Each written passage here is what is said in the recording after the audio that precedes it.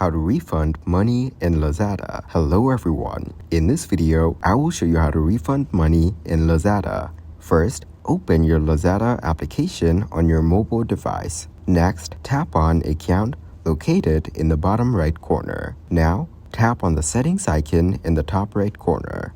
Then, tap on Help. Here, you will find all the information for refunding money. If you want to request a refund without returning the item, you can submit a refund-only request. However, please note that the approval of a refund-only request depends on the seller or Lazada's review and decision. From My Account, select View All Orders.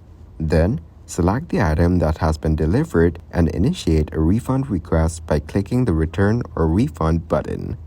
Next, select the option I did not receive the items to fill in the refund form. Fill in the form by choosing an appropriate refund reason from the list shown, selecting the quantity, choosing the source where the refund will be transferred, and providing evidence if necessary.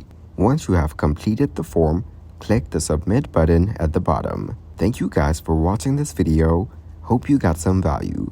Make sure to like the video and subscribe to the channel to get notified of new videos. See you in the next one.